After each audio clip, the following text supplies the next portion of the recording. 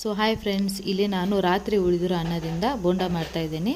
So ಯಾವ ರೀತಿ ಮಾಡೋದು ಅಂತ ನೋಡೋಣ ಬನ್ನಿ. ಸೊ ಫ್ರೆಂಡ್ಸ್, ಇಲ್ಲಿ ನಾನು 1 ಕಪ್ ಆಗುವಷ್ಟು ರೈಸ್ ತೊಗೊಂಡಿದ್ದೀನಿ.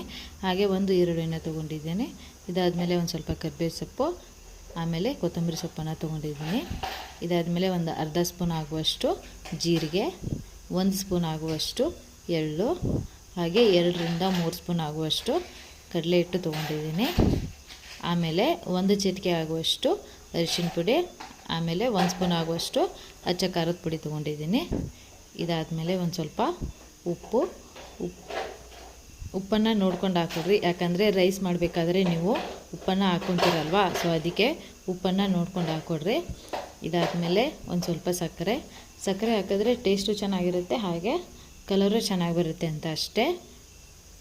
ಇದಾದಮೇಲೆ ಒಂದು ಸ್ವಲ್ಪ ನೀಟಾಗಿ ಮಿಕ್ಸ್ ಮಾಡಿಕೊಂಡು, ಇದಕ್ಕೆ ನಾನು ನೀರು ಹಾಕ್ತಾಯಿಲ್ಲ, ನೀರು ಹಾಕ್ದೇ ಚೆನ್ನಾಗಿ ಬರ್ತವೆ.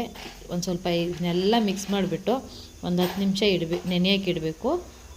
ನೆನೆದಾದ್ಮೇಲೆ ಇದನ್ನು ನಿಮ್ಗೆ ಯಾವ ಥರ ಶೇಪ್ ಬೇಕು ಆ ಥರ ಶೇಪ್ ಕೊಟ್ಕೊಂಡು ಕಡಿಮೆ ಉರಿಯಲ್ಲಿ ಇದನ್ನು ಚೆನ್ನಾಗಿ ಫ್ರೈ ಮಾಡಬೇಕು. ಸೊ ಫ್ರೆಂಡ್ಸ್, ಈ ವಿಡಿಯೋ ನಿಮ್ಗೆ ಇಷ್ಟ ಆದರೆ ನಮ್ಮ ಚಾನಲ್ನ ಲೈಕ್ ಮಾಡಿ, ಶೇರ್ ಮಾಡಿ, ಸಬ್ಸ್ಕ್ರೈಬ್ ಮಾಡಿ ಅಂತ ಹೇಳ್ತಾ, ಸೊ ರಾತ್ರಿ ಉಳಿದಿರೋ ಅನ್ನದಿಂದ ಬಿಸಿ ಬಿಸಿಯಾದ ಬೋಂಡ ರೆಡಿ.